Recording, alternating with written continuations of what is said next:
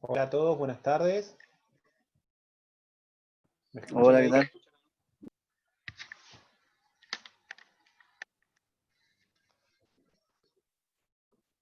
¿Me escuchan todos? Buenas tardes. Buenas tardes, doctor. ¿Qué tal? Buenas tardes. Acá, bueno, estoy fijándome. No sé si veo ahí alguien de la facultad. ¿Hay alguien del centro de estudiantes? No, me parece que ya me pasaron el rol a mí y creo que estamos grabando ya, ¿verdad? Sí, Pedro, es así, correcto. ¿Sí? ¿Alguien me escuchan todos bien? ¿Sí? ¿Gesto? ¿Hay algún gestito por ahí? ¿Estamos todos bien? ¿Sí? Bueno, espero que sí. Veo que estamos grabando. ¿A todos les aparece igual? Sí, estás grabando. Perfecto. Bueno, buenas tardes de nuevo. Nos encontramos nuevamente, vamos a seguir con el tema de familia. Como la misma modalidad como hicimos la clase pasada, espero que les haya gustado. Vamos a utilizar un PowerPoint de referencia.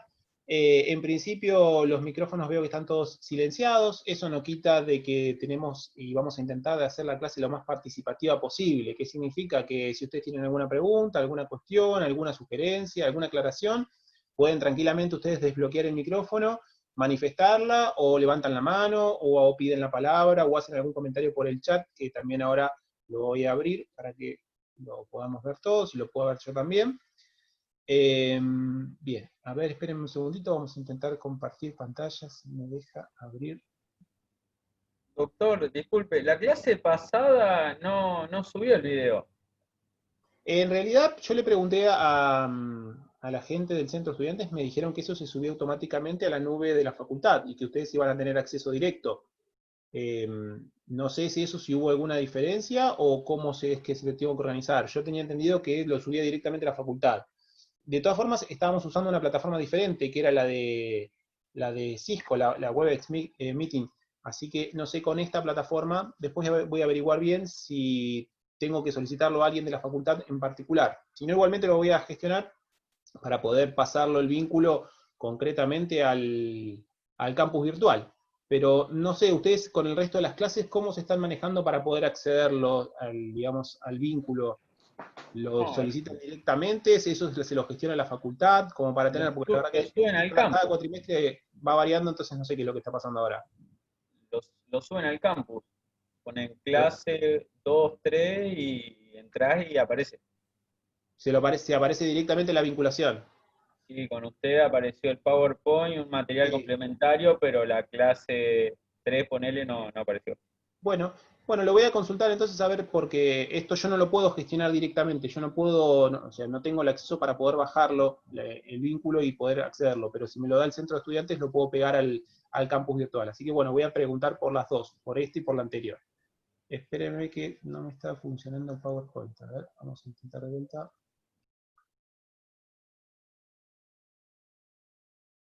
Un segundito. Voy a pausar la grabación. Ahí estamos grabando. Bien. Espero que ahí lo puedan ver todos, si no me avisan. Vamos a ver el tema de efectos personales del matrimonio. Esto está ligado a la unidad número 4. Así como habíamos arrancado en la clase pasada, a ver un poco el tema de matrimonio, cómo llegábamos ahí, lo del tema de los esponsales, qué era eso de los esponsales, cómo llegábamos a poder celebrar este acto jurídico matrimonial. Vamos a empezar a ver las consecuencias, qué efectos tiene esto, ¿sí? Esto no es solamente la fiesta, el viaje de boda, sino que esto tiene otro tipo de efectos, otro tipo de consecuencias. Hoy nos vamos a centrar en los efectos de carácter personal que tiene la celebración del matrimonio para después, bueno, continuar con el resto de las clases, arrancando ya con los efectos de tipo patrimonial. En relación a los efectos personales del matrimonio, lo que tenemos que tener en cuenta es que el derecho ha cambiado, ¿sí? El derecho en sí es una ciencia que se fundamenta en la evolución constante que tienen las sociedades, y a medida que, como nosotros vemos hoy por hoy, que incluso estamos celebrando este tipo de clases en forma virtual, algo que era bastante difícil de poder realizar el cuatrimestre pasado, mucho más difícil de poder pensarlo el cuatrimestre anterior, y ni siquiera se preveía en los años anteriores, pero bueno, hoy estamos así nuestra sociedad va cambiando constantemente, y el derecho se va ajustando a esa evolución que tiene la sociedad. El derecho matrimonial argentino, concretamente, va receptando y ha receptado progresivamente todos esos cambios que se han generado en el ámbito social, ¿sí? En nuestra sociedad. Un poquito, esto es una breve reseña de la evolución histórica que ha tenido en sí el derecho matrimonial, como para que ustedes tengan una idea de cómo ha ido cambiando. Después lo van a poder ampliar en la bibliografía de referencias. No me voy a detener mucho sobre esto, porque no es más que nada que un repaso histórico. Vamos a profundizar más en, digamos, la legislación y el derecho vigente que tenemos en este tema de efectos personales. Pero básicamente acá les traje como referencia que en el Código Civil originario, ¿sí? El Código de Vélez, la mujer casada era considerada como una incapaz de hecho relativa, ¿sí? ¿En qué sentido? En el sentido de que la administración de los bienes de la mujer al marido necesitaba una autorización expresa o tácita para poder trabajar, para fijar un domicilio conyugal. Es decir, a punto tal era la diferencia de derechos que existía entre el hombre y la mujer, que directamente se la consideraba una persona incapaz.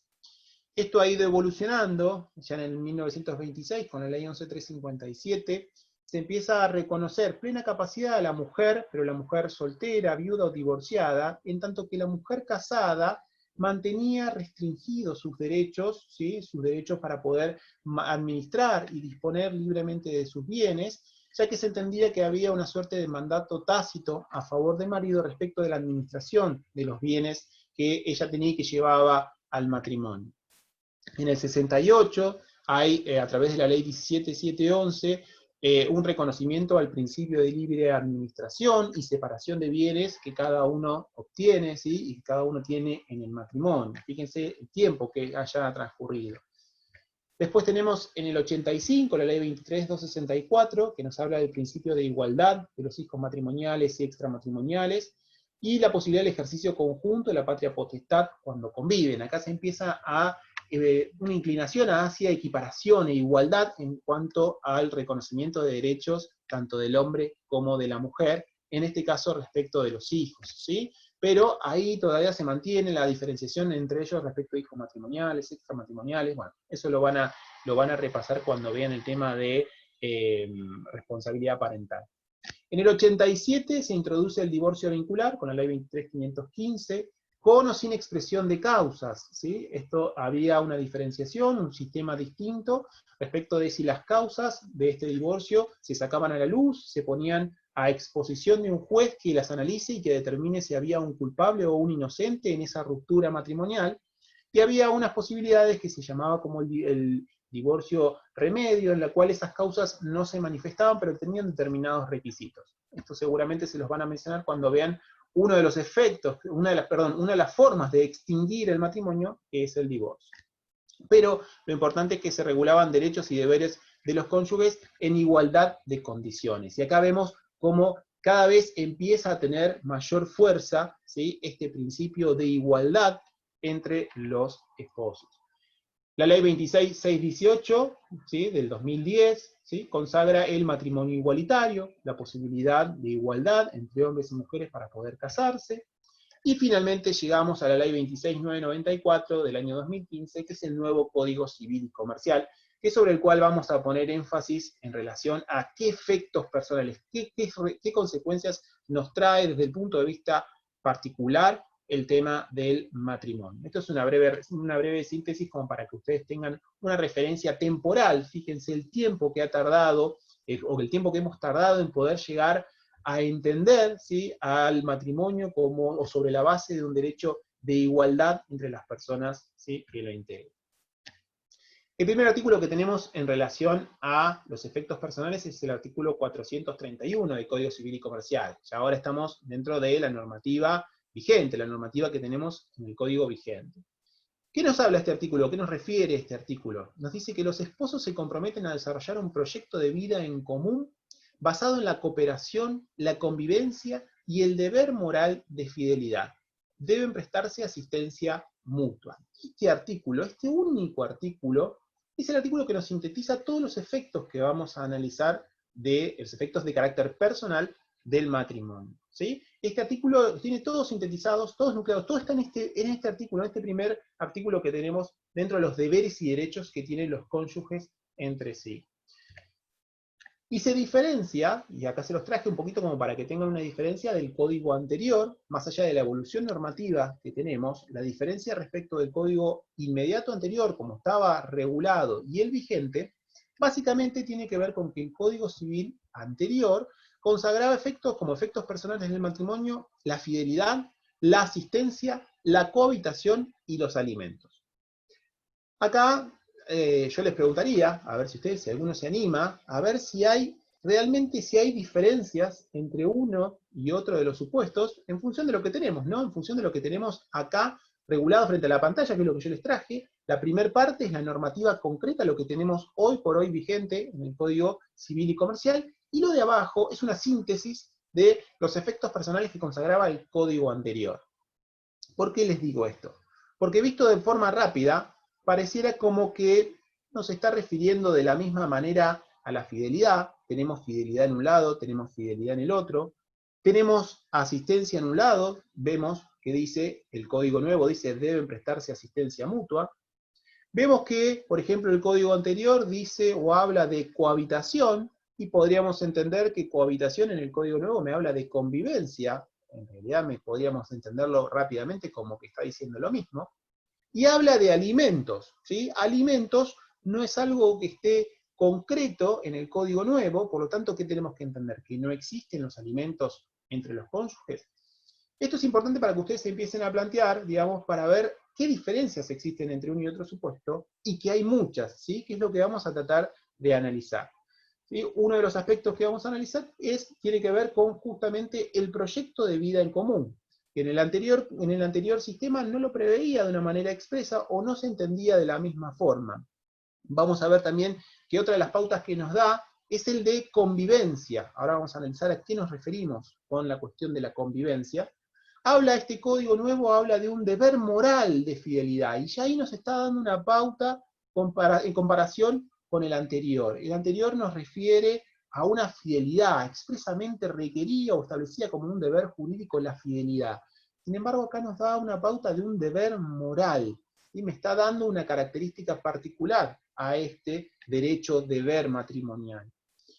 La cooperación, nos refiere también la cooperación, y debe prestarse asistencia mutua, nos dice el código actualmente vigente. Y ahí entramos dentro de la esfera de la asistencia en sí misma, y vamos a analizar qué refiere o qué aspectos tiene en cuenta esta cooperación para hablar de una asistencia moral, y la asistencia de tipo material, ¿sí? La asistencia de tipo económica, como está contemplada en este primer artículo. Lo vamos a ir desglosando de a poquito. Cuando hablamos del proyecto de vida en común, tenemos que tener en cuenta, o de alguna forma tomarlo como un parámetro, en el sentido de que esto tiene que ver con conjugar las aspiraciones que tiene uno y otro, los cónyuges, para trascender hacia algo más. El proyecto de vida en común nos refiere o nos da esta idea. Nos da la idea de la unión de los aspectos y las aspiraciones y, digamos, aquellas cuestiones a las que cada uno de los cónyuges quiere llegar dentro de su vida, se conjugan para formar algo mayor, para formar algo por el cual los dos van a luchar y los dos van a tener, digamos, conflictos, van a tener muchas alegrías, pero van a siempre tender hacia lograr el plus para todos en conjunto, para ese grupo, ¿sí? Para ese grupo familiar. La idea de conformar una comunidad de vida que esté fundamentalmente ordenada o dirigida a el apoyo mutuo, la contención y la búsqueda del bienestar de sus integrantes. Esto es a lo que aspira, ¿sí? Esta idea de proyecto de vida en común. Esta idea de proyecto de vida en común es algo que vamos a tener que tener en cuenta para definir cualquier tipo de conflicto que pueda existir en cuanto a, digamos, situaciones de análisis de derechos u obligaciones entre los cónyuges. Es decir, nosotros cuando tengamos alguna duda sobre si estamos frente a una situación de carácter matrimonial o no, tenemos que tener en cuenta este principio general, esta aspiración sobre la cual se basa la normativa para tomar como idea del matrimonio, el proyecto de vida en común.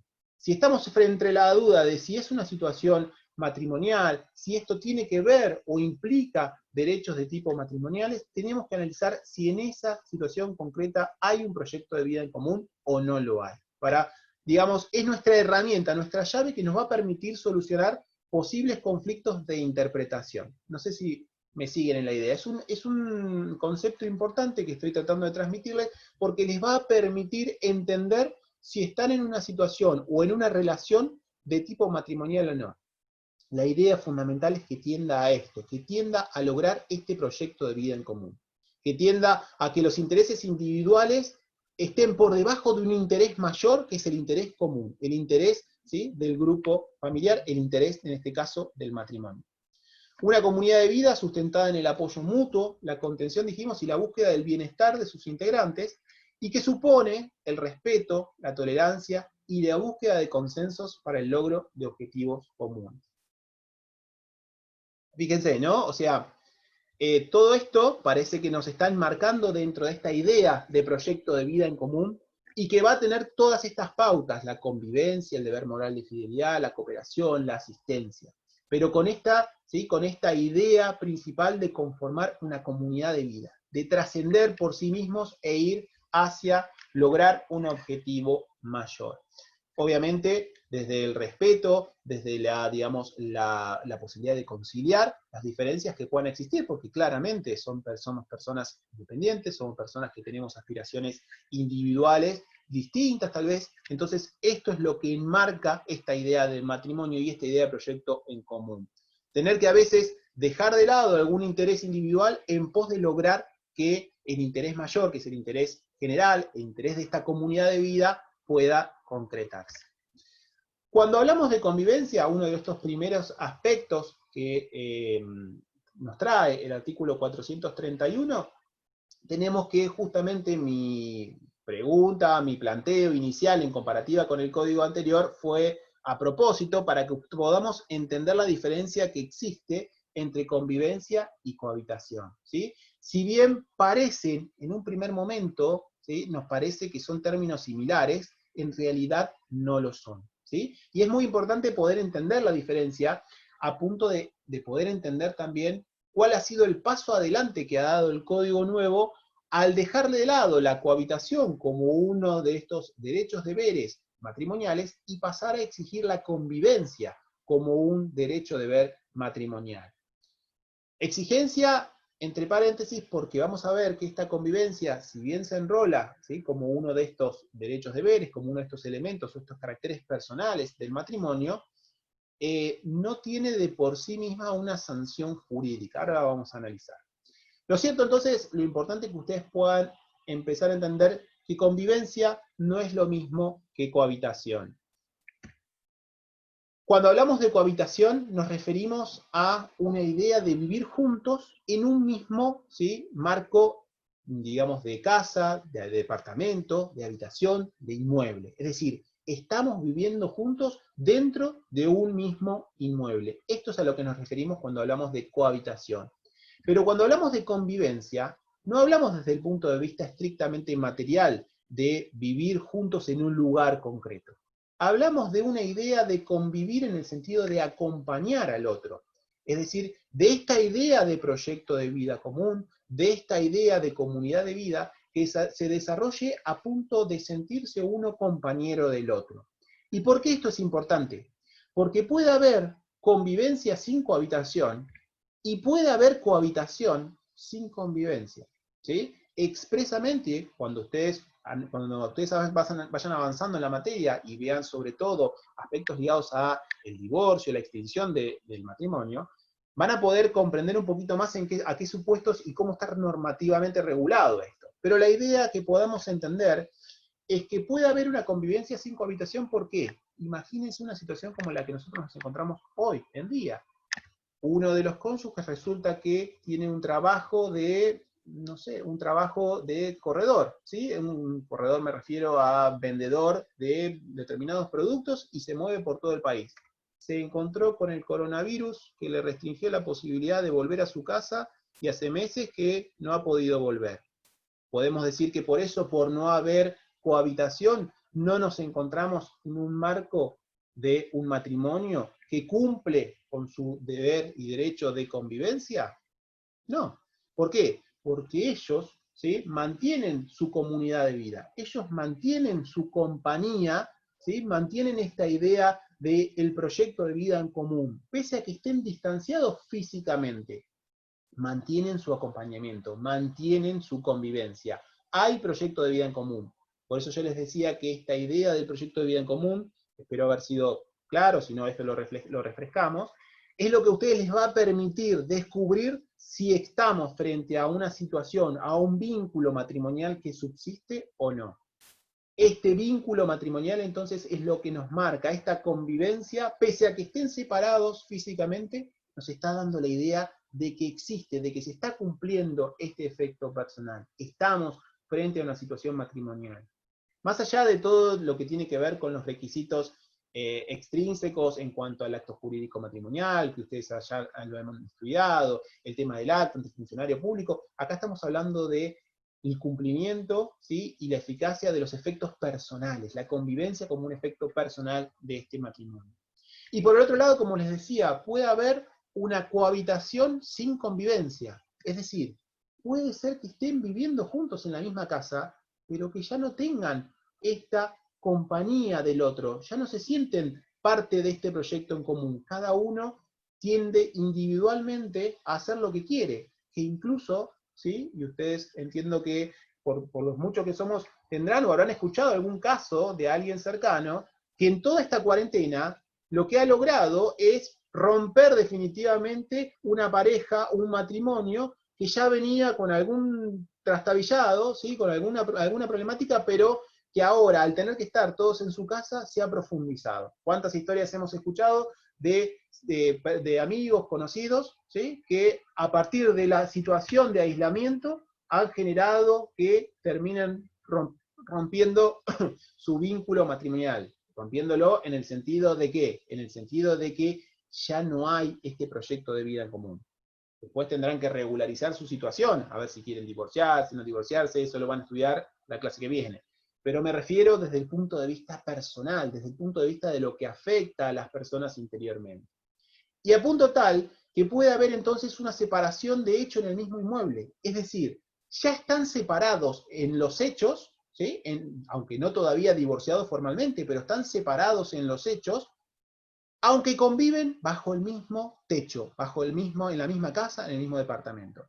Esto es algo que sucede continuamente, y a punto tal sucede que la normativa, el Código Civil y Comercial, le da un reconocimiento expreso, y en el sentido incluso que la fecha de separación de hecho va a ser la fecha que después el juez va a utilizar para declarar extinguida el aspecto patrimonial del matrimonio. No me voy a complicar con eso y tampoco los quiero complicar a ustedes demasiado con eso por ahora.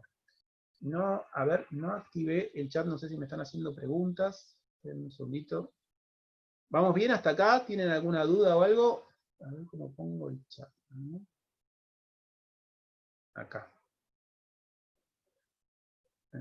Sí. Bien, perfecto. Seguimos entonces. Si no tienen dudas, ya les dije, chicos, si tienen alguna duda o algo, activen el micrófono, me hacen la pregunta, me hacen el planteo, o si tienen algo para aclarar, o algo incluso para aportar, porque esto podemos, claramente vamos aprendiendo todos a medida que esto, como les decía, esto es algo en constante evolución, y vamos entre todos aprendiendo lo mejor posible sobre, en este caso, efectos personales del Doctor, sí. Una pregunta quiero hacer. El hecho de que haya diferencia con respecto al último domicilio conyugal, ¿en qué podría afectar, aparte de la competencia, pero digamos, si ambos declaran que es en Mar del Plata, pero en casas distintas, ¿qué consecuencias puede traer eso? No muchas desde el punto de vista de que la competencia para el divorcio se materializa o tiene, digamos, implicancias desde el punto de vista departamental o en función, te diría, desde el punto de vista de la distribución geográfica de las competencias territoriales del Poder Judicial. ¿Esto qué quiere decir? Que si están separados en dos casas, pero están dentro de Mar del Plata, la competencia es después de Mar del Plata. En ese sentido, no hay mucha diferencia. Ajá. Y sobre todo lo que marca la Bien, ahí competencia no hay problema. para los Sí, planteos se es presenta el problemas último si domicilio hay que tuvieron en conjunto. ¿Sí? Después, si cada uno está viviendo en lugares en diferentes, conjunto. no nos marca la competencia. La competencia para poder, por ejemplo, pedir el divorcio nos lo marca el último lugar de residencia conjunto que tuvieron ellos, en función de esta convivencia. ¿Sí? Bien. Igual eso tranquilo que Y después, sí, lo van a sí hay estudiar cuando vean problema, divorcio. ¿Cómo? sí hay ¿Ahora? problemas si hay diferencia con respecto a la fecha de la separación de hecho, ¿verdad? Sí, lo de la fecha de separación, de hecho, puede traer bastantes conflictos porque si están de acuerdo, y, digamos, y no hay inconveniente en qué día, en qué momento ocurrió esto, eh, podemos ir para adelante y determinar como ese día, como el día en que se va a extinguir el régimen de comunidad en caso de que estén bajo un sistema de Bien, comunidad. Pero esto tiene que ver con el aspecto patrimonial, ¿sí? No nos quiero mezclar demasiado. Si no están de acuerdo, si uno dice una fecha y otro dice otra bien, fecha, listo. después tendrán que abrir un proceso independiente para poder determinar cuál fue la fecha, lo cual requiere aspectos probatorios y eso puede complicar un poco Bien, más. Pero todavía no se compliquen por eso, porque eso tiene implicancias desde el punto bárbaro. de vista patrimonial más que nada, y lo van a ver en particular, ¿sí? Lo van a ver en particular. Así que no se complique, pero eso es básicamente las Bueno, implicancias que gracias. puede tener. ¿Sí? Sigo entonces, avanzamos. Listo, gracias. Esto tiene que ver entonces con uno de los primeros deberes y una de las primeras obligaciones desde el punto de vista de los efectos personales, que es el tema de la convivencia. Otro de los aspectos tiene que ver con la fidelidad. Y yo también se los traje, digamos, a cuento y les hice la comparativa al principio como para que podamos entender, primero, entender lo que se refiere a la fidelidad en cuanto a lo que nosotros podemos interpretar desde el punto de vista normativo de este concepto de fidelidad.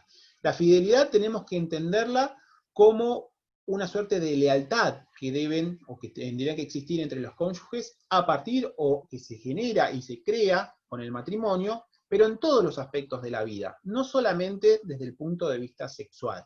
Por eso nosotros cuando hablamos de fidelidad automáticamente lo pensamos desde el punto de vista sexual, pero esto de la fidelidad va un poquito más allá de ello y no solamente tiene que ver con la lealtad y el respeto que tiene que existir entre los cónyuges desde el punto de vista de no tener relaciones sexuales con un tercero, sino que tiene que ver con esta cuestión ligada a la lealtad, ¿sí? Que tiene que existir entre ellos.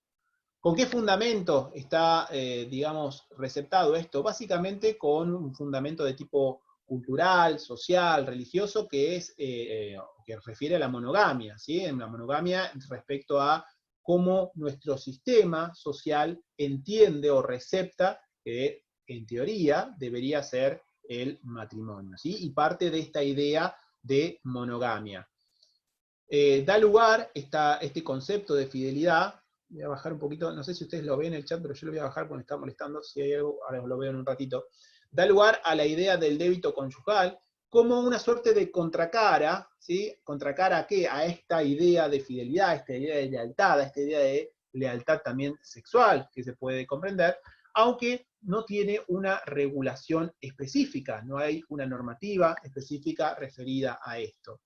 De la idea del derecho exclusivo a tener relaciones sexuales con él o con la cónyuge, se abstiene, ¿sí? Entonces, parte la idea de abstenerse de tener relaciones sexuales con terceras personas. Esto de alguna forma nos grafica o nos da la idea de lo que tendremos que entender por fidelidad desde un punto de vista bastante amplio.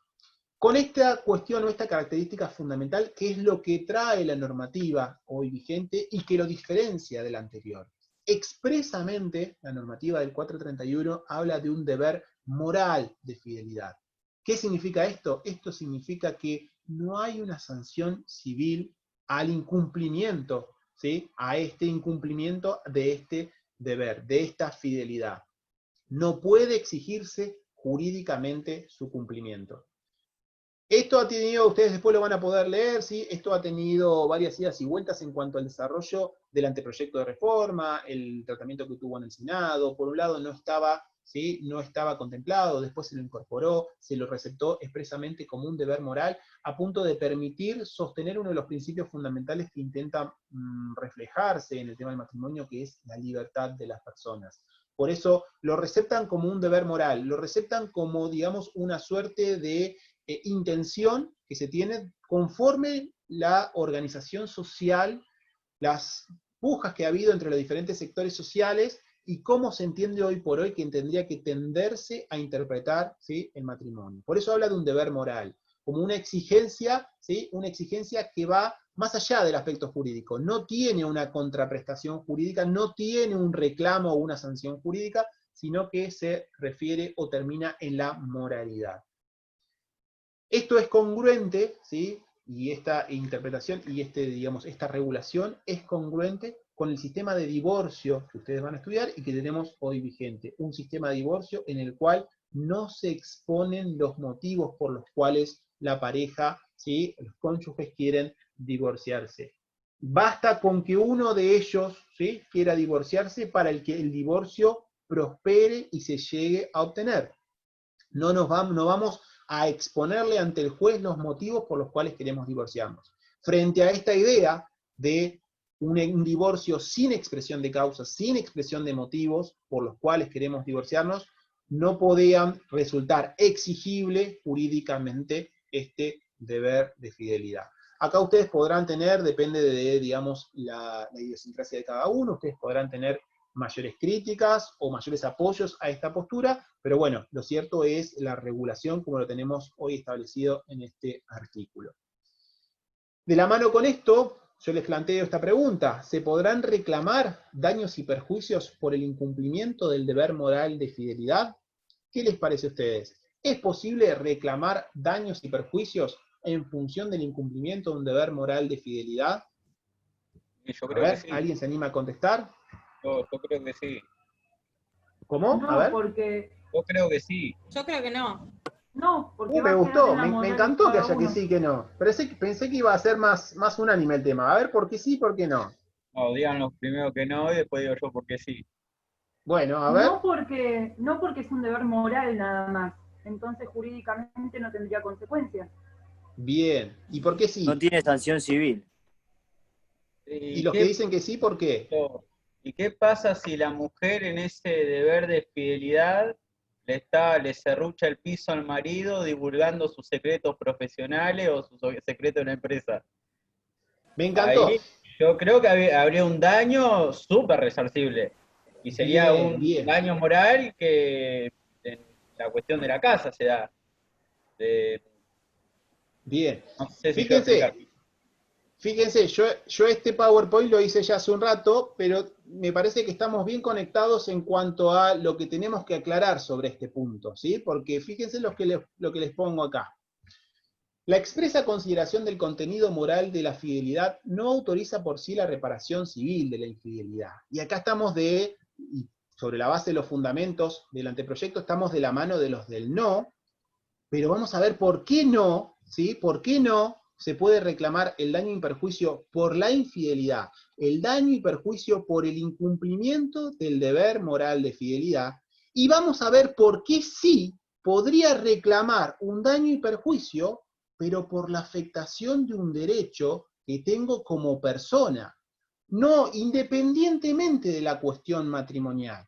Si a mí me cometió algún tipo de acto que me genera un perjuicio, puedo reclamar, ¿sí? Puedo reclamar ese daño y perjuicio por el perjuicio generado hacia mi persona, no por el incumplimiento del deber moral de fidelidad. Fíjense que lo que dicen los fundamentos del anteproyecto, esto, digamos, es lo que se acompañó al anteproyecto de reforma al Código Civil y Comercial para que se debata en el Poder Legislativo. Los daños que pueden ser indemnizados a través del sistema general de responsabilidad civil son aquellos que no tienen su causa en el vínculo matrimonial en sí mismo, ni en los deberes que de él emanan, sino en la condición de persona. Se separa así lo relativo al vínculo matrimonial del derecho de daños. Como ustedes ya estudiaron responsabilidad, por eso se los traje a propósito esta pregunta, para que puedan diferenciar los dos aspectos, ¿sí? Nosotros ahora estamos analizándolo desde el punto de vista del derecho de familia, pero si lo analizamos desde el punto de vista de la responsabilidad civil, podrá ser posible el planteo del daño. La excepción, entonces, puede darse cuando la conducta cuestionada implique una afectación a la condición de persona del damnificado. En este caso, la acción puede proceder, pero no por violación a un deber matrimonial, sino por aplicación de los principios generales de la responsabilidad civil. Ejemplo, y acá les traigo un ejemplo para que podamos terminar de entenderlo. Violencia de género en el marco del matrimonio. Ejemplo, afectar el honor o la intimidad del otro cónyuge, ¿sí? Es decir, fíjense, acá no es que solamente lo que estamos pudiendo cuestionar, ¿sí? No podemos reclamar el daño por el incumplimiento al deber moral de fidelidad. No podemos reclamar directamente el daño de esto porque, como bien decía la compañera de ustedes, no tiene una sanción jurídica directamente. Pero lo que puedo reclamar, ¿sí?, es el perjuicio que tengo en función de una conducta antijurídica desde el punto de vista de la responsabilidad civil. Eso para que podamos entender. ¿Qué significa esto? Si resulta que fui infiel a mi pareja, pero, por decirlo en un ejemplo, me leyó el teléfono, se dio cuenta, agarré mi bolso y me fui sin hacer ningún tipo de historia, entonces en ese caso no me va a poder reclamar el daño y perjuicio. Ahora, resulta que cuando me agarró el teléfono, me puse violento, le pegué, la insulté, la ofendí, entonces en esa situación podré llegar a reclamar el daño que genera esa conducta. ¿Me siguen en la idea? ¿Quedó claro? ¿Sí? Para que podamos entender la diferencia en uno y otro supuesto. Bien, está bueno que estuvimos entonces conectados. Les traje la respuesta al planteo que tenían ustedes sin haberlos escuchado antes. El segundo aspecto tiene que ver con la asistencia. Tercero, en realidad. Pasamos por convivencia, pasamos por fidelidad, pasamos por asistencia ahora. La asistencia vamos a tener que diferenciar la asistencia de tipo moral y material en un sentido amplio, con la asistencia material en un sentido estricto.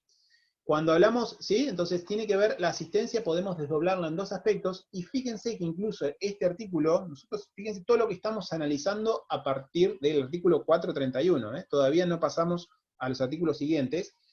Este tema de los deberes y derechos personales o los efectos personales del matrimonio tiene muy poquitos artículos, ¿sí?, dentro del Código Civil y Comercial, pero son importantes para analizar en el núcleo, porque es lo que nos da, ¿sí?, concretamente la idea de estas consecuencias del matrimonio. La asistencia moral y material en un sentido amplio, ¿a qué se refiere esto? Básicamente se refiere a la ayuda mutua, al respeto recíproco, a los cuidados de carácter físico y espiritual que directamente tiene que hacer la persona. Eso es a lo que se refiere esta asistencia en sentido amplio. Y a lo que yo les quería decir, que el artículo 431, fíjense que habla, por un lado, que deben prestarse asistencia mutua, ¿sí? Deben prestarse asistencia mutua. Y después vamos a ver que los artículos que siguen nos hablan de los alimentos. Y los alimentos son justamente uno de los aspectos contemplados dentro de esta idea de asistencia, pero dentro de esta asistencia estrictamente económica, una asistencia patrimonial. Por eso, ¿sí?, cuando el artículo 431, fíjense que si ustedes lo leen, dice, deben prestarse asistencia mutua, ahí no me habla de alimentos. Alimentos me los refiere, y lo analiza y lo regula, que ahora lo vamos a ver, el artículo siguiente. Pero este tema, esta idea de alimentos, es porque ya está entendida dentro de la asistencia económica, dentro de la asistencia en sentido estricto, ¿sí? Siempre sobre la base, en uno y otro aspecto de la asistencia, sobre la base de la solidaridad familiar, ¿sí? Tanto en la asistencia de carácter físico, la ayuda, ¿sí?, el acompañamiento que se hace en los cónyuges, en los buenos y malos momentos, en la asistencia directa, en lo que se refiere a el cuidado desde el punto de vista moral, físico directo, en la ayuda, en llevarlo al médico, en acompañarlo, en asistirlo al otro, o en el aspecto económico, específicamente con el tema de los alimentos. En los dos supuestos siempre hay una idea de solidaridad como principio fundamental. El primer aspecto de la asistencia, el aspecto más amplio, el aspecto de la asistencia directa que tiene que realizar la persona, es un ámbito o se regula desde un aspecto de ámbito moral. No directamente el código no lo dice, como por ejemplo con el deber moral de fidelidad, pero esto tiene que ver con una regulación tácita de moralidad. ¿Por qué? Porque no tiene la posibilidad de un reclamo jurídico, no hay posibilidad de un reclamo desde el punto de vista del incumplimiento de la asistencia moral de una persona. ¿Por qué? Porque esto está reservado, ¿sí?, conforme al artículo 19 de la Constitución Nacional, al aspecto interno que tenemos cada uno. Y no reconoce una sanción de tipo civil reclamable, indemnizable. Distinto al aspecto de la asistencia en sentido estricto, al aspecto de la asistencia económica, que ahí sí es reclamable, es cuantificable, ¿sí?, y puede ser, ¿sí?, reclamado a través de una acción judicial. Por esto es importante entonces que no solamente esto es teórico, sino que es importante que podamos entender qué tipo, ¿sí?, de reclamo, porque muchas veces nos podemos encontrar con un cónyuge, una pareja lastimada, sufriente, que reclama, por ejemplo, el destrato, que le reclama la falta de acompañamiento en su situación de conflicto, que reclama aspectos que no son cuantificables y que no son posibles de ser judicialmente reprochados, ¿sí? En tanto que si lo que reclama es que necesita poder llegar a fin de mes, que necesita la asistencia del otro, que necesita que le pase un poco de dinero para poder cumplir con requerimientos mínimos básicos, entonces ahí sí podemos encontrarnos frente a una situación reclamable. Ustedes como buenos abogados, ¿qué van a hacer? Van a tener que poder diferenciar estas situaciones, porque muchas veces se realizan reclamos de tipo económicos cuando en realidad están tratando de llevar adelante algún reclamo del otro estilo, ¿sí?, la falta o el incumplimiento, alguna pretensión de tipo personal directamente, que después no termina prosperando. Entonces ustedes tienen que ser buenos abogados y poder diferenciar en qué situación, en qué aspecto técnico nos encontramos para poder hacer buenos planteos, ¿sí? La asistencia, como les decía, y ahora nos vamos a centralizar un poco más desde el punto de vista patrimonial de esta asistencia, el reclamo de los alimentos, que puede contemplar 3 situaciones jurídicas que están reguladas también en el Código. Por un lado, los alimentos entre los cónyuges que llevan un proyecto de vida en común, es decir, alimentos durante el matrimonio. ¿Sí? Ustedes acá podrán decir, pero ¿cómo? A ver, vamos a analizarlo un poquito esto. Están casados, viven juntos, hay una convivencia, hay un proyecto de vida en común, no hay conflictos, digamos, de disputas entre ellos, mantienen la idea del proyecto de vida en común, y así todos se pueden reclamar alimentos. Sí, pueden reclamarse alimentos, ¿sí? Pueden hacerlo. ¿Que es poco probable y que son los menos casos? Sí, es poco probable, pero está la posibilidad contemplada normativamente, tenemos esa posibilidad. Los alimentos entre los cónyuges también, la segunda situación, es aquellos que están separados de hecho, ¿sí? Cónyuges entonces que están separados de hecho, puede ser que mantengan una cohabitación, estén en la misma casa o no, ¿sí? Recuerden esto, separados de hecho no necesariamente implica que estén viviendo en lugares diferentes, puede darse la separación de hecho dentro de la misma casa también. Y finalmente los alimentos post-divorcio, los alimentos posteriores al divorcio. Son las 3 situaciones que podemos entender. ¿Dónde tenemos? Y ahí pasamos al artículo siguiente. En el artículo 432 tenemos el primero de los artículos que nos regula el tema de los alimentos. ¿Qué nos dice? Nos dice justamente estas situaciones que podemos contemplar o que nos podemos encontrar para establecer la prestación alimentaria. Los cónyuges se deben alimentos entre sí durante la vida en común y la separación de hecho. Con posterioridad al divorcio, la prestación alimentaria solo se debe en los supuestos previstos en este código o por convención de las partes. Esta obligación se rige por las reglas relativas a los alimentos entre parientes en cuanto sean compatibles. Fíjense entonces, los alimentos se deben durante la vida en común y la separación de hecho, y con posterioridad al divorcio, pero solamente en aquellos supuestos que está expresamente previsto en este código. ¿Por qué? Porque ustedes tienen que tener como idea fundamental, ¿sí?, a lo que aspira el legislador, es que las personas que se divorcian van a armar un proyecto de vida independiente. Es decir, los que quieren, la persona que quiere divorciarse, cuando uno no quiere, dos no pueden, significa que cada uno va a tender a formar un nuevo proyecto independiente del otro, y por lo tanto va a tener que buscar la forma, en principio, de poder mantener su independencia, incluyendo la económica. Pero hay determinadas situaciones en las cuales la solidaridad familiar, pese a que este vínculo matrimonial pudo haberse roto con el divorcio, sin embargo, tenemos que mantenerla subsistente en función de preservar a las personas, ¿sí? Esto sería básicamente la idea. Después lo van a poder analizar un poquito mejor, sobre todo cuando vean bien divorcio. Yo hablo de divorcio, pero capaz que no todos entendemos lo que nos referimos con divorcio. Divorcio es una de las formas de extinción del matrimonio. Entiendo que sí, que alguien por lo menos hemos visto, escuchado o hablado en algún momento algo relativo al divorcio. Al divorcio sabemos básicamente qué es la ruptura del matrimonio, ¿sí? Después lo van a estudiar en profundidad, cómo se lleva adelante, qué proceso tiene, quiénes intervienen, qué es lo que tenemos, los pasos a cumplir. Pero me alcanza que por lo menos podamos tener esta idea. Y esta, digamos, esta válvula de escape que nos da el último párrafo, nos remite a la normativa ligada a los alimentos entre parientes, que después lo van a estudiar en particular cuando vean el tema de parentesco y cuando vean también alimentos respecto de los hijos. Pero acá yo les traje por lo menos para que tengan una referencia, si quieren empezar a mirar, qué articulado, ¿sí? ¿Dónde encontramos? ¿Qué artículos son a los que nos está refiriendo este párrafo?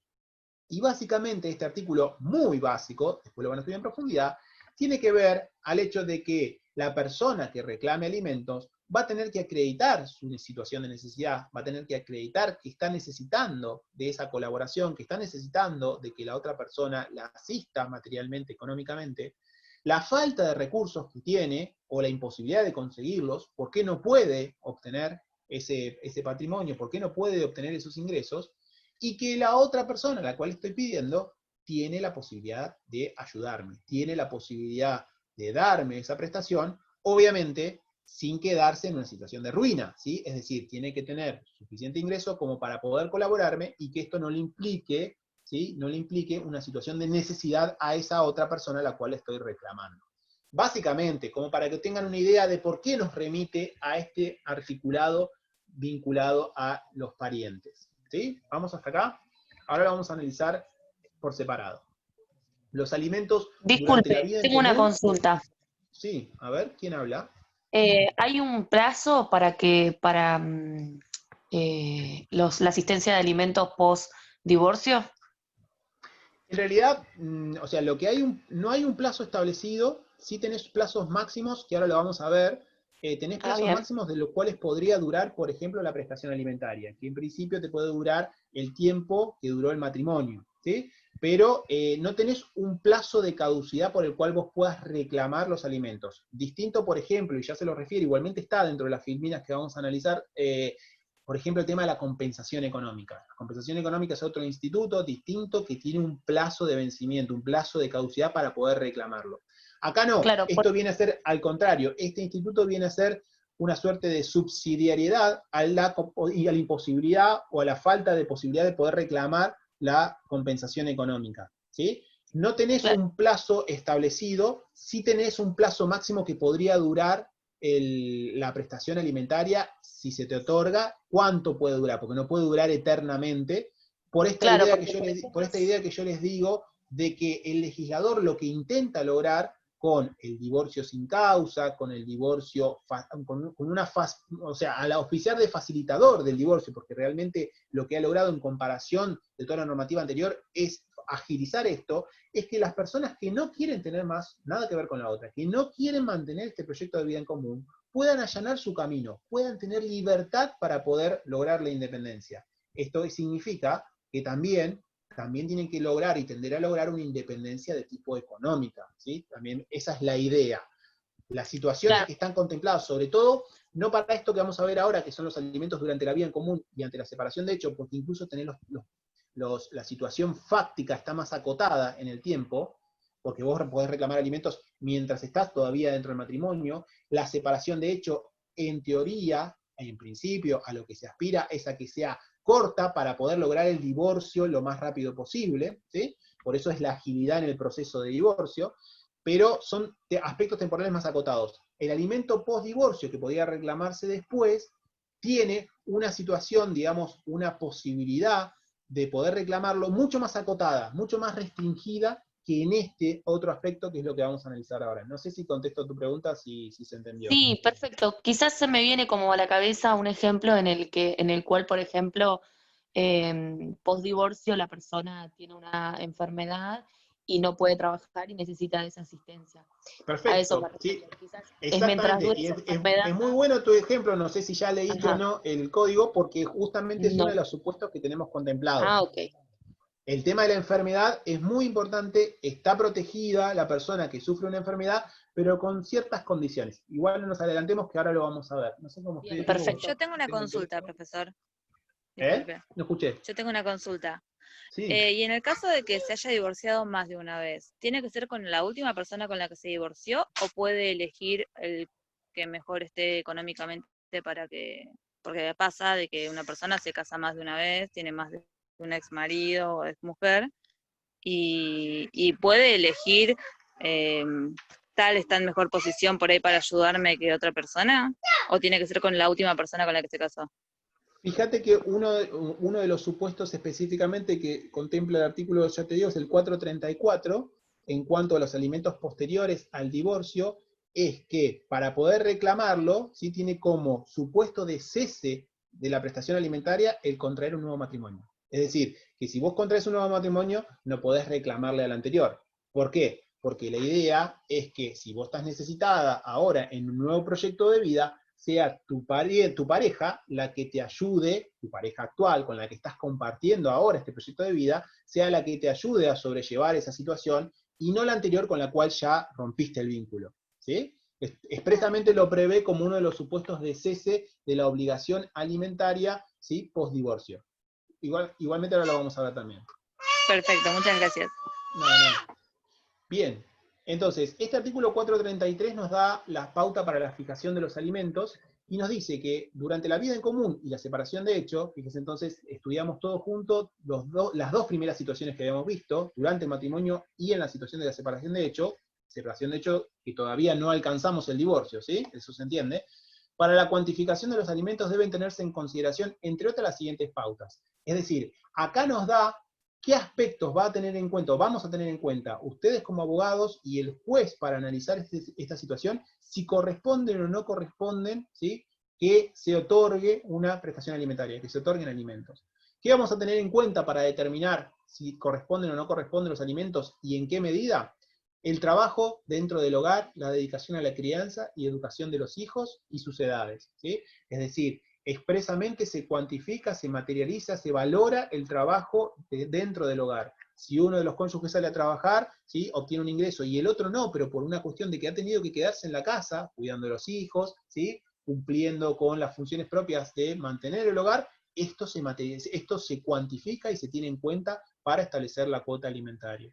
La edad y el estado de salud de ambos cónyuges. Esto es importante también, si tienen las posibilidades de poder salir a trabajar, poder aspirar a desarrollarse económicamente, en qué situación de salud se encuentran uno y otro. No es lo mismo si uno de los cónyuges tiene una salud muy deteriorada y el otro se encuentra en buenas condiciones con posibilidades de obtener mayores ingresos, capacitación laboral y la posibilidad de acceder a un empleo de quien solicita alimentos. Es decir, esto significa, estoy reclamando alimentos, le reclamo alimentos a mi pareja, pero resulta que tengo 5 títulos universitarios, tengo un máster y no trabajo porque no quiero. No, tenés posibilidades, ¿sí? Podrás necesitar una ayuda en lo inmediato, tal vez la situación te implica de que no puedas trabajar por alguna situación concreta, pero esto también va a tenerse en cuenta y el juez podrá restringir temporalmente, podrá poner condiciones, ¿sí? Es decir, esto también es una cuestión a tener en cuenta. La colaboración de un cónyuge en las actividades mercantiles, industriales o profesionales del otro, ¿sí? Esto tiene en cuenta también el hecho de que si bien tal vez uno de los cónyuges no tiene un ingreso directo, pero trabaja codo a codo con quien es el titular o dueño del negocio que llevan adelante juntos. Esta circunstancia entonces también se va a tener en cuenta para poder de alguna forma considerar económicamente en qué situación está uno y otro de los cónyuges. La atribución judicial o fáctica de la vivienda familiar, ¿sí? Es decir, esto tiene que tener en cuenta entonces a quién se le otorgó, desde el punto de vista fáctico, o incluso a través de una resolución judicial, a quién se le otorgó este hogar en el cual ellos estaban conviviendo, ya sea que mantengan la vida juntos o en el caso fundamentalmente si están separados de hecho. Si están separados de hecho y uno de los cónyuges se tuvo que retirar, bueno, eso implica un gasto también que tiene que realizarse, un gasto en el hecho de conseguir una nueva vivienda, equiparla, poder tenerla en condiciones por lo menos mínimas iguales a las que se encontraba antes. Eso también genera un gasto que va a tener que ser tenido en cuenta. Por lo tanto, el aspecto habitacional va a tener que valorar el juez, ya sea para que si quien reclama alimentos se quedó en la casa, o al revés, si quien reclama alimentos es justamente el que se tuvo que ir de la casa y tiene que cubrir ese gasto que no tenía previsto. ¿Qué otros aspectos más tenemos que tener en cuenta conforme 433?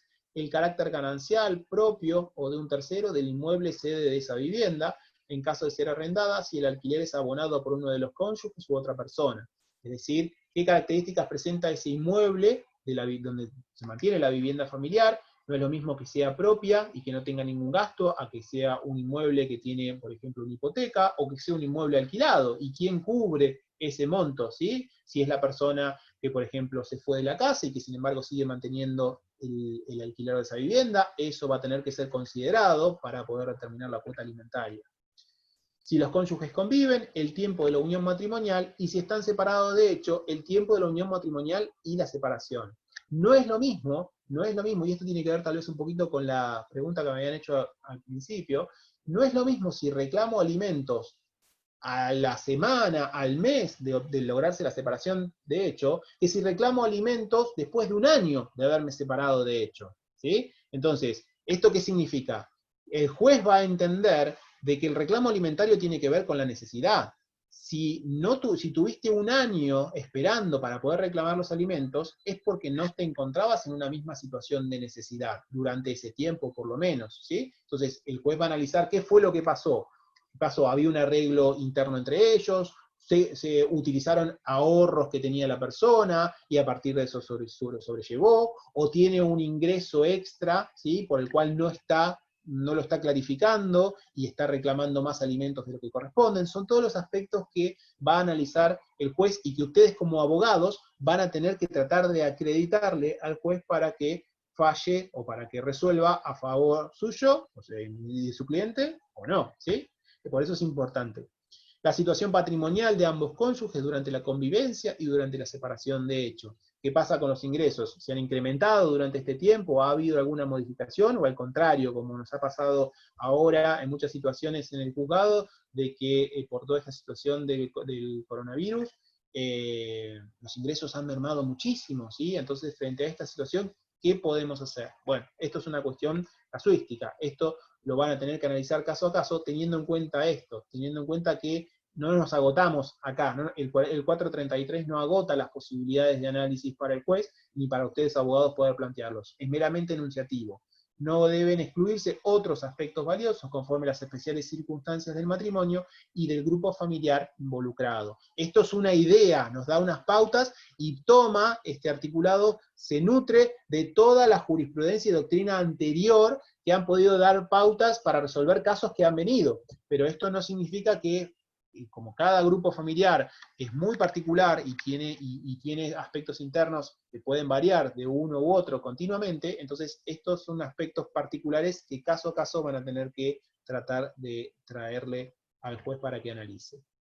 ¿Cuándo va a cesar estos alimentos? Durante el matrimonio y en el caso de la separación de hecho, si desaparece la causa que lo motivó. Resulta, por ejemplo, que tal vez la persona que reclama alimentos consigue un trabajo, consigue la posibilidad de tener un ingreso suficiente para poder autovalerse, no tiene más necesidad sobre esta situación, podría tranquilamente plantearse y obtenerse el cese de la cuota alimentaria. Cuando el cónyuge alimentado inicia una unión convivencial, ¿sí? No me voy a explayar en el tema de unión convivencial, ustedes lo van a estudiar en particular, es una unidad particular la unión convivencial, tiene ciertos requisitos, la unión convivencial es diferente al matrimonio, y ahí les traje la normativa, donde lo van a encontrar para que ustedes vayan analizando lo que es este tema de la unión convivencial. La unión convivencial, básicamente, muy a grandes rasgos, tiene que ver con justamente una idea de un proyecto común que tienen dos personas, un proyecto familiar común, pero sin el acto jurídico matrimonial. una idea de familia, una idea de respeto mutuo, de proyecto familiar, pero sin el papel del matrimonio. Por decírselo muy a grandes rasgos, lo van a estudiar en particular, ¿sí? Cuando también incurre en alguna de las causales de indignidad. Las causales de indignidad las van a estudiar cuando vean sucesiones. Ahí les referí la normativa en el 2281, es donde encuentran las causales de indignidad, pero son supuestos contemplados específicamente por la ley, por la cual podemos solicitar o podemos reclamar que una persona sea excluida de la herencia de otra, ¿sí?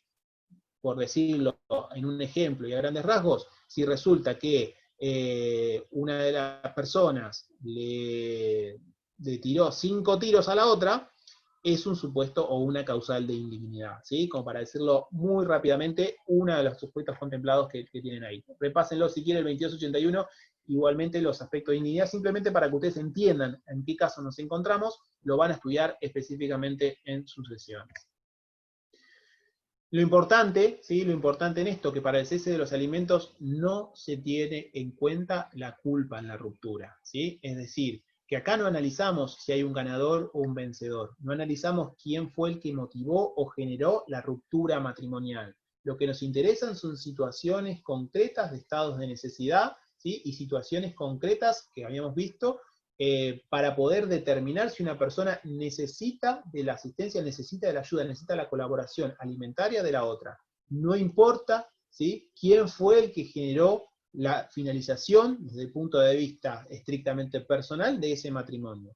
No analizamos culpas, y esto no lava, los alimentos no lavan culpas, ¿sí? Esto es importante. Tenemos que sacarnos esa idea de obtener venganzas, o obtener algún tipo de, digamos, de retribución personal a partir de esto, porque esa no es la idea de este instituto.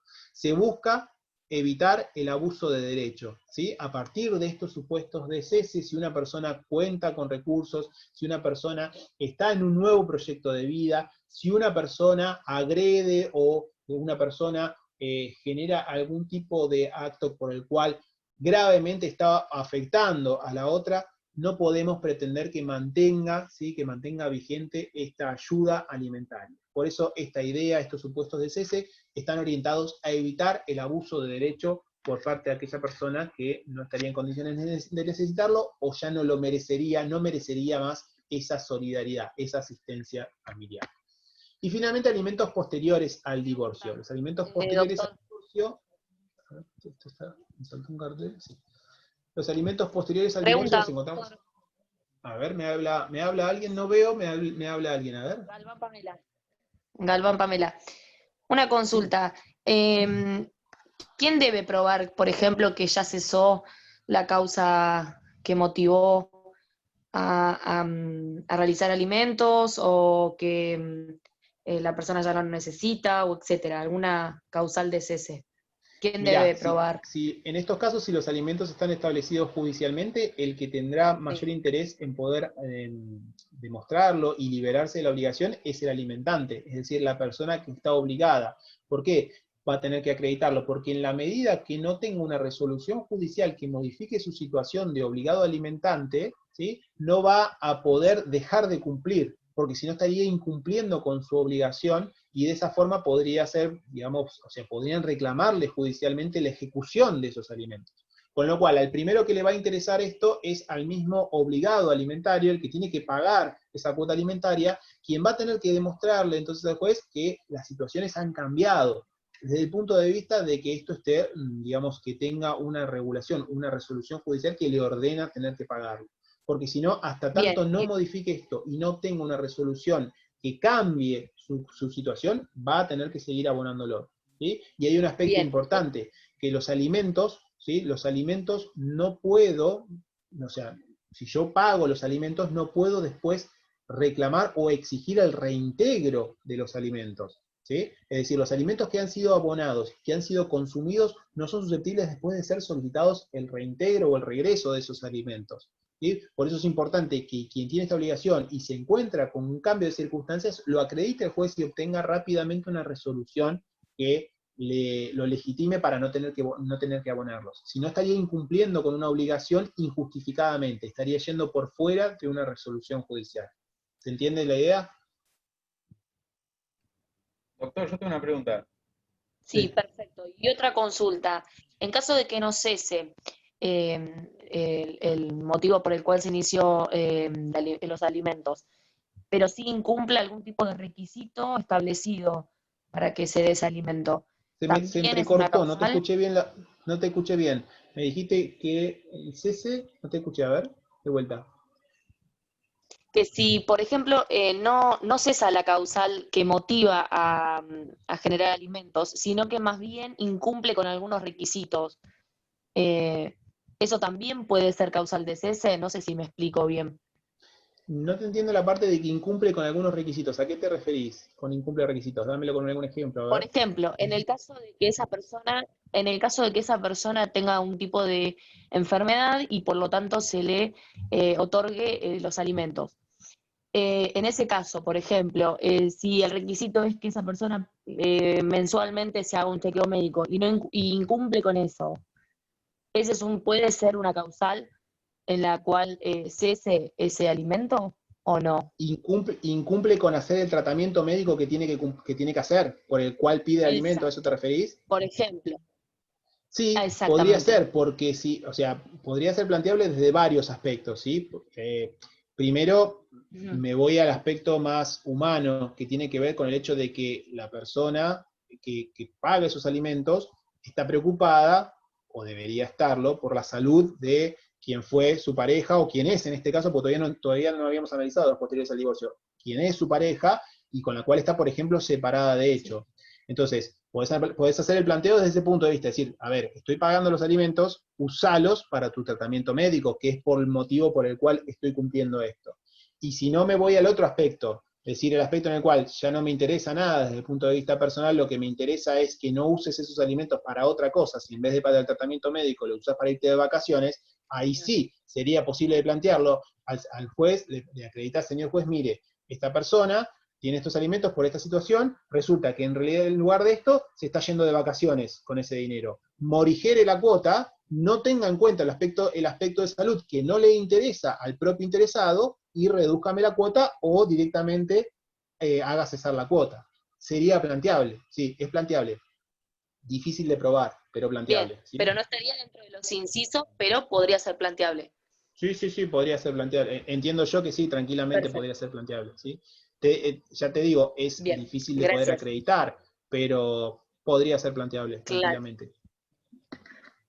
¿Había alguien más Bien, que quería muchas decir algo? gracias. Yo tengo una pregunta. En Sí. estos procesos, ¿cómo son las costas? ¿Por su orden? Porque entiendo que no hay ningún vencido acá. En realidad, generalmente o sea, las costas, por lo general, como principio muy general, esto hay que verlo en cada caso, las costas se imponen al alimentante, pero por una cuestión de la situación de necesidad del alimentado. Es decir, vos acá en estos casos partirías de una idea de un proceso que inicia la persona necesitada para que el alimentante le cubra y le pague la cuota. Sobre esa base, la idea en general, y para mantener se denomina, técnicamente nuestra Cámara lo llama incolumnidad de la prestación alimentaria, para que la parte que recibe los alimentos no tenga que cubrir las costas jurídicas, las costas judiciales, con eso que recibe de alimentos, es que las costas, los gastos judiciales se le imponen al alimentante. ¿Sí? Partiendo de la idea de un proceso en el cual el que reclama, el actor, es el mismo alimentado y el que plantea su situación de necesidad frente al alimentante que es remiso a poder pagarlo per se, a poder pagarlo sin necesidad de un reclamo judicial. Esa sería la idea. Ahora, si esto no lleva a un reclamo judicial, porque esto partimos de la base de que tenemos pautas para poder arreglarlos por fuera. Tengamos en cuenta que siempre ustedes, como buenos abogados, que van a tender a darnos menos trabajo a nosotros, que tenemos un sistema judicial colapsado, ¿sí? Entonces, ustedes como buenos abogados van a tender a que con estas pautas puedan llegar a que los conflictos se arreglen dentro del marco del estudio jurídico, dentro del marco, ¿sí?, privado de las personas. Ahora, cuando ya no hay posibilidad de arreglo privado y necesitamos la instancia judicial, que venga un tercero a decirle, bueno, a ver, señor, usted tiene que cumplir de determinada forma y en tanta plata, en tanto dinero, en tanto monto, Entonces, en esas circunstancias, ahí sí nos vamos a la instancia judicial. Siempre teniendo en cuenta que la instancia judicial tiene otros costos, tiene otros tiempos, entonces eso es importante que ustedes tengan en cuenta. Tratar de utilizar todos estos aspectos del derecho de fondo, ¿sí? de los aspectos con los cuales podemos valernos para que las personas puedan resolver su conflicto de la manera más fácil, ágil y de menos costo posible. Pero si no, nos vamos a la instancia judicial y en ese caso ahí, bueno, debatimos el tema de las costas. ¿Y la mediación es judicial o extrajudicial? En estos casos, ustedes van a ver el tema de proceso después. En el tema de familia, no tenemos mediación porque tenemos una instancia que se conoce como instancia de etapa previa, en la cual interviene un funcionario particular que es el consejero de familia. No los quiero complicar ahora, lo van a ver cuando vean proceso de familia, distinto a la instancia de mediación que hay en la parte civil, similar a la finalidad. El consejero de familia es una suerte de mediador, pero forma parte, ¿sí? Integra la planta funcional del juzgado, es un funcionario del juzgado, ¿sí? Y que tiene esta característica particular que es lo que intenta es lograr consensos para no tener que llegar a un proceso contradictorio pleno, sino lo que intenta es justamente que las partes se puedan poner de acuerdo y no tener que pasar por todo el proceso judicial para lograr llegar a una resolución. O sea que el acuerdo se hace dentro del juzgado. Puede hacerse dentro del juzgado, sí, sí, sí. Es más, te diría que es una de las principales herramientas que tiene el juzgado para solucionar los conflictos. La gran mayoría de los casos se resuelve con la intervención del consejero en audiencias en las cuales se ponen de acuerdo las partes con los abogados, ¿sí? Es la gran mayoría y es muy importante que el juzgado tenga un buen trabajo en la instancia de esta etapa previa para poder llegar a buenos acuerdos, porque si no, serían eternos los procesos y sería mucho más engorroso para todos, ¿sí? Bien, vemos el 434 y ya me estoy quedando sin tiempo, así que básicamente los alimentos posteriores al divorcio, la prestación alimentaria pueden ser fijadas aún después del divorcio en dos supuestos específicos que tenemos. Acuérdense que el primer artículo, el 432, nos determinaba que en este caso tiene que ser específicamente en los supuestos que contempla la ley, cuando podemos reclamar alimentos. Y uno de los casos nos dice a favor de quien padece una enfermedad grave preexistente al divorcio que le impide autosustentarse. Si el alimentante fallece, la obligación se transmite a sus herederos, ¿sí? Entonces, ¿acá qué tenemos? Acá tenemos la situación de una enfermedad grave, pero con la condición de que esta enfermedad tiene que ser originada antes del divorcio. Si la enfermedad se genera con posterioridad al divorcio, acá no habría, en principio, una posibilidad de reclamo por este supuesto, ¿sí? Específicamente, entonces, contempla esta característica. La gravedad o no gravedad de la enfermedad se va a analizar en el caso concreto, ¿sí? Depende, puede ser grave una situación determinada para una persona, tal vez para otra no. Esto se analiza en la situación particular concreta. Importante este tema de el caso de que si el alimentante fallece, si quien tiene que pagar los alimentos fallece, por las características propias de la necesidad de la persona que recibe este tipo de alimentos, se transmite esa obligación a los herederos. Es decir, los herederos van a tener que seguir cumpliendo con la cuota alimentaria. Y el inciso B, en el 434, también alimentos posteriores al divorcio, ya acá tenemos declarado, ¿sí? Resuelto el divorcio de los ex cónyuges en este caso, a favor de quien no tiene recursos propios suficientes ni posibilidad razonable de procurárselos. Es decir, acá hay una situación de necesidad, ya no una cuestión de enfermedad, como vimos en el anterior. Si no encuadra en la enfermedad, por ejemplo, como habíamos visto, si la enfermedad era posterior al divorcio, puede ser que lo analicemos desde este otro punto de vista en cuanto a la posibilidad de obtener recursos y de poder razonablemente obtenerlos. Y nos remite, ¿sí? Este artículo nos remite a incisos que ya analizamos del 433. ¿Cuáles eran? Los incisos vinculados a la edad, al estado de salud, a la capacidad laboral y a la atribución de la vivienda. Son aspectos que tienen que tener en cuenta el juez y que se van a tener en cuenta a los fines de determinar si corresponde o no corresponde esta prestación alimentaria. Teniendo en cuenta, siempre lo mismo que les había dicho, desaparecen los alimentos por culpabilidad o inocencia. No hay calificación de culpabilidad. Es decir, acá no tenemos en cuenta quién fue el que generó o quién dio motivo a la ruptura de la relación, al divorcio, ¿sí? Lo que nos importa acá es condiciones concretas, objetivas, de situaciones de necesidad o en su caso de gravedad en la enfermedad. La obligación no puede tener una duración superior al número de años que duró el matrimonio. Y esto responde un poquito a lo que yo les había referido antes, a la pregunta que me habían hecho en cuanto al tiempo para poder solicitar, incluso el tiempo que va a poder extenderse esta obligación alimentaria. No puede durar más tiempo del que duró el matrimonio. Si el matrimonio duró 2 años, la prestación alimentaria no podría durar más de 2 años. Y no procede a favor del que recibe la compensación económica del artículo 431. Esto igual tranquilos, ustedes van a estudiar compensación económica en particular, es un instituto nuevo, regulado nuevo, es un instituto muy valioso. Yo acá les hice una referencia mínima como para que tengan una idea.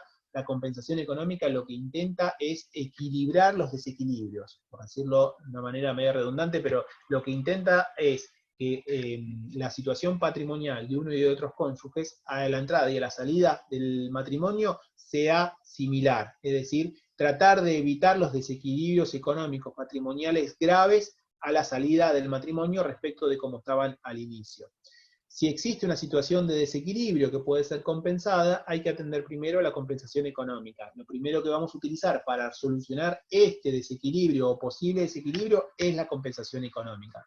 Si no se dan los presupuestos de procedencia de la compensación, que lo van a analizar, o que haya caducado porque tiene un plazo de 6 meses desde la sentencia de divorcio para reclamar la compensación económica, si caducó el plazo, entonces en estos supuestos podríamos intentar por la vía de los alimentos obtener, en la medida que se encuentren cumplidos algunos de los dos supuestos que contempla el 434, solicitar entonces ahí sí la prestación económica, la prestación de los alimentos. Pero viene a ser, primero, la idea del legislador es que primero intentemos solucionar el desequilibrio a través de la compensación económica.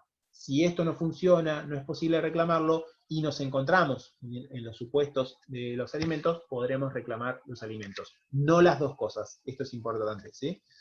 La obligación alimentaria posterior al divorcio cesa también si desaparece la causa que lo motivó, si la persona beneficiada contrae matrimonio o vive en unión convivencial, ¿sí? Esto es lo que sigue diciendo este mismo artículo y responde también a la pregunta que habíamos visto antes, o cuando el alimentado incurre en alguna de las causales de indignidad, de vuelta nos remite al 2281. A esto le podemos agregar también el tema de la muerte del beneficiario. Es decir, si la persona que es la que recibe los alimentos, la beneficiaria de los alimentos, fallece, ya no hay causa, no hay motivo para el cumplimiento, ¿sí?, de esta prestación, con lo cual, claramente, pese a que no lo dice el articulado, le podemos agregar ese supuesto.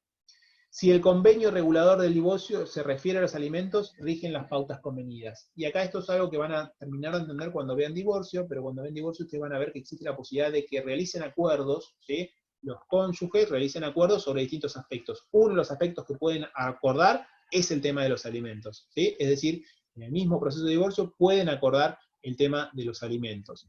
Y acá yo les traigo una pregunta, ¿sí?, para que pensemos juntos, y esto se los voy a dejar, me parece ya para que lo analicen con tranquilidad, es ¿qué pasa si hay un convenio alimentario, ¿sí?, si hay un acuerdo de alimentos, pero que es anterior al 1 de agosto del 2015? ¿Por qué esta fecha es importante? ¿Qué pasó el 1 de agosto del 2015? A ver si alguno me responde. Entró a regir el Código Civil. Entró, sí, eso. ¿Cómo? Entró en vigencia el nuevo código. Perfecto, muy bien, bien. ¿Alguien vio el PowerPoint que puse antes? Muy bien, perfecto. Entonces, entra en vigencia el nuevo código y resulta que puede ser que por la legislación anterior tenemos un acuerdo, un convenio alimentario entre los cónyuges, es decir, un acuerdo realizado sobre la base de una normativa anterior que tal vez pudo haber tenido en cuenta diferentes aspectos que antes estaban regulados, ¿sí?, en las situaciones o en los aspectos ligados al divorcio, a la cuestión alimentaria, y que ahora no. ¿Qué pasa con esto? ¿Estos acuerdos se mantienen o no se mantienen? Claro, ¿Qué les parecería a ustedes? sí, se mantiene. ¿Cómo? Claro que se mantiene, porque si no, el sistema judicial se devastaría, porque tantos acuerdos, no sé lo que opino yo, se tiene que tener, obvio. Si no, se desbordaría el sistema judicial modificando convenios y convenios y convenios. El derecho no me convences desde lo técnico, digamos. O sea, me parece bien desde la ayuda la mano que nos está dando los juzgados, me parece excelente, buenísimo, porque la verdad que sería buenísimo que esté esa idea para no colapsar todo. Pero en realidad desde lo técnico no me convences. A ver, ¿alguien más? El artículo, el artículo 7 u 8 del código, ¿Qué pasa? y que nos dice la eficacia temporal de las leyes, en este caso los convenios. Ajá, bien. ¿Cómo lo aplicás? Me gustó. Que el convenio, la ley, es una ley entre las partes, digamos. Perfecto. Me gustó esa idea. Me gustó esa idea. Entonces, con lo cual vos lo mantendrías vigente. Y sí. Bien, fíjense, yo acá les traje, esto es una cuestión, ¿sí? Que no, o sea, que es una cuestión que no es menor, que no está solucionada en forma unánime, y es una cuestión que ha traído algunos conflictos. De hecho todavía hay varios conflictos dando vueltas sobre esto, y fíjense, les traje algunos supuestos de cómo ha sido resuelto, para que ustedes lo puedan analizar. Después igual, si quieren pueden buscar el fallo completo y analizarlo bien. Se mantienen vigentes alimentos establecidos durante el Código Civil anterior, ¿sí? En este caso, por ejemplo, el acuerdo que habían hecho las partes, ¿se mantiene vigente o no se mantiene vigente? La entrada, ¿sí? La entrada del nuevo Código Civil y Comercial, ¿modificó lo anterior o no? Por ejemplo, acá tenemos la Justicia Nacional de Civil número 92, por ejemplo, dice, en este caso, estos alimentos deben seguir siendo abonados. El Código Civil y Comercial no puede aplicar ipso iure y hacer cesar sin más la obligación alimentaria, enfoque de derechos humanos, sin perjuicio de entablar las acciones en caso de existir las causas que hacen al cese de la obligación, ¿sí? Modificación en el contexto fáctico. Esta es un poquito la idea de que planteaban, de que esto se reguló o esto se acordó en una normativa anterior, esto forma, por ejemplo, en el acuerdo que yo les dije, esto forma parte de un convenio, de un contrato que han realizado las propias partes, con lo cual, si hay alguna modificación, tendrán que plantearlo y analizarlo para ver si no nos encontramos hoy, conforme a esta normativa y la situación particular que tienen las personas hoy, nos encontramos en alguno de los supuestos de alimentos posteriores al divorcio o no. Esta es una postura, pero fíjense, acá hay otra postura. La Cámara de Apelaciones de Santa Fe, no deben seguir siendo abonados, por ejemplo. Decreta el cese de los alimentos fijados con anterioridad a la vigencia del Código Civil y Comercial, entiende que los alimentos no encuadran en los contemplados en el 434 y deniega el pedido de la cónyuge en cuanto a su mantenimiento. ¿Sí? Otra postura, entonces, esta postura ¿qué nos dice? Nos dice, no, en realidad, como esto fue regulado antes, no lo podemos mantener ahora. Otra postura, no deben seguir siendo abonados. La Sala Primera de la Cámara Nacional de Apelaciones, en lo civil, en el 2016, decreta el cese de los alimentos dispuestos con el alcance del artículo 207, es el artículo viejo, ¿sí? Del Código anterior del 207. La pretensión formulada por la ex esposa de que la cuota fijada subsista a pesar de la sentencia de divorcio, ya no encuentra el título que la justificaba hasta ese hito. Intenta la aplicación del 434, inciso B del Código Civil y Comercial, la Cámara considera que no se presenta. Y así les traje algunos más como para que ustedes lo lean. Lo que intento transmitir con esto es que esto no está solucionado, hay algunas posturas que entienden que ese acuerdo, ¿sí?, debe mantenerse su vigencia, es un contrato entre las partes, y si hay que modificarlo, tienen que plantearlo judicialmente. Otros entienden que esta situación, al modificarse las causas que dieron origen al divorcio, al modificarse los supuestos por los cuales pueden reclamarse y determinarse alimentos, esto daría pie a un cambio directo. Yo particularmente entiendo de que esto, al ser un contrato, en el caso de los alimentos estén pactados o fijados judicialmente, tiene que ser modificado por una nueva resolución. Tiene que ser planteado para ver si no estamos dentro de los supuestos que habilita la nueva normativa. Pero esto es cuestionable, analícenlo, mírenlo, a ver a ustedes lo que les convenza mejor. No hay una pauta unificada en este sentido y no hay un fallo plenario de la Cámara de Mar del Plata que nos oriente sobre esto tampoco. Así que bueno, esto puede ir modificando, es más, capaz que ustedes encuentran algunos fallos más nuevos sobre este sentido, así que estaría bueno si quieren investigar un poco sobre el tema y ver en qué postura nos encontramos. Lo último que me queda, que se los voy a dejar para que ustedes lo vean bien, es el tema del apellido de los cónyuges. ¿Qué pasa con esto? Que es sencillo, cómo se ha ido modificando a lo largo del tiempo, no me voy a detener sobre esto, y les voy a dejar la normativa que tenemos, esta es la evolución histórica, y les voy a dejar la normativa que tenemos hoy en el artículo 67 en cuanto a la posibilidad de que la persona casada utilice o no utilice el apellido del cónyuge con la preposición de o sin ella, ¿sí? Esto se los dejo para que ustedes lo lean, no es tan complicado, para que lo puedan analizar desde las filminas. Me estoy quedando sin tiempo, creo que me cortan el Zoom en este momento, así que si tienen alguna duda o algo más, no sé si alguien se quedó con alguna pregunta. ¿No? ¿Nadie? ¿Alguna pregunta, algo? A ver si no toqué algo mal. Me parece que me fui para acá. ¿Les quedó a todos clarísimo? Espero que sí. Muy claro, profe, su clase. Bueno, mejor, me alegro. Teóricamente, entonces, a ver si yo... no puedo dejar de compartir pantalla. ¿Cómo es esto? Acá. Vamos a detener la grabación ahora.